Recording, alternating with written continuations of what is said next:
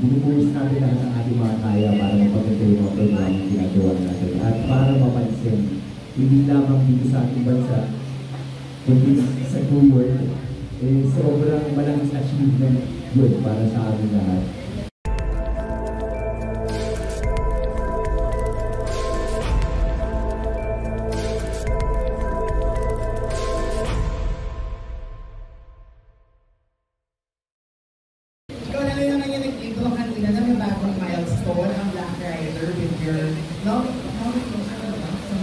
Festival. So, pwede ba namin balikan lang kung ano yung naging reaction mo when it was first revealed to you na may bagong achievement ng Black Rider and in an international arena ba?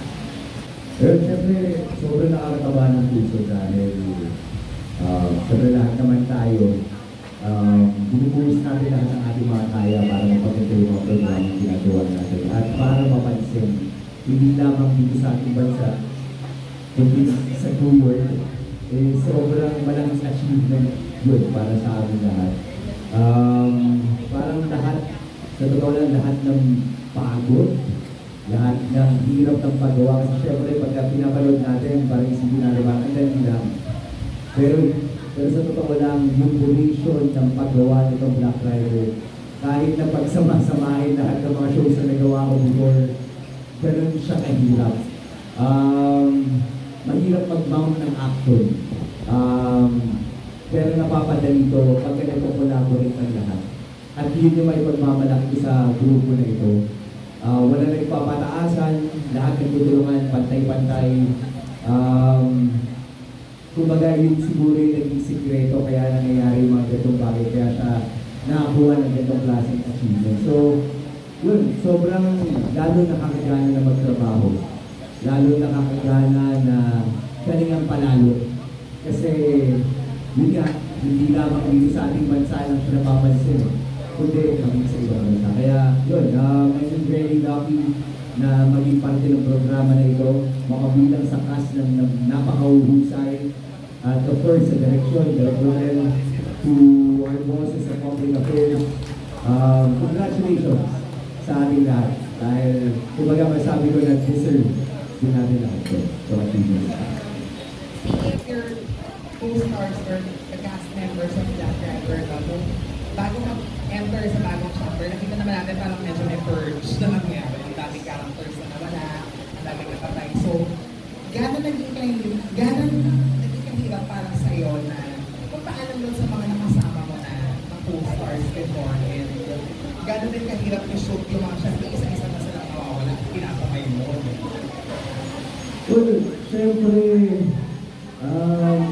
kasi pagka gumagawa ka ng teleserye o kahit anong proyekto, mapapalapit ka talaga, close talaga. Kaso hindi naman natin maiiwasan. So, siyempre, kailangan sa isang sa storya na may mawawala, may bagong dadating. So, kumbaga yung pagpapasalamat doon sa mga taong o sa mga artista na naging parte nitong programa ito, talagang sobra-sobra. Mahirap na mawawala o mapabawasan yung cast. Pero alam natin na kailangan para mapaganda yung mga eksena at meron naman pong papalit na bago kung saan makakatulong din sa mga gagawin din natin ng mga eksena. So now that Black Rider is in a new chapter, gano'n ka naging ka-hands-on dun sa bagong kapagawin ng kwento? Ano yung mga dapat namin expect pa kinalyas? Kasi nga, sobrang na yung action dun sa first season, diba? So, ano ba yung ilalabas ng Black Rider sa bagong chapter? Well, yung pagiging hands-on kasi ako, ever since I started din sa series, talagang from the very beginning, alam ko sarili ko, ibubuhos ko lahat ng mga kaya ko para mapaganda yung mga eksena na gawin ko. Pero hindi lamang pagdating sa eksena, yung magiging trabaho ko dito o magiging parte ko dito. Kasi yung para mas maging united kami lahat. Tatry ko hanggang maaari, kahit na pagod kami lahat, minsan magpapakain kami sa set para lang magkaroon ng bonding, hindi lang sa mga co-actors ko, but also doon sa mga crew, sa staff, to everyone, na maging isa kami, isa yung hangarin, isa yung layunin, yun ang tagumpay na gusto namin ma-achieve. Pero for us, sabi nga namin, hindi lang siya basta sa numbers. It's not all about the rankings, diba? For us, yung achievement is makukuha doon sa lahat ng mga natutunan namin habang ginagawa namin itong programa ko. At yun yung mga natutunan ko whenever I work with, of course, yung mga action stars na mahusay, like Sir Gistonia Larcon, Sir Raymond Magansing, at sa lahat ng cast actually.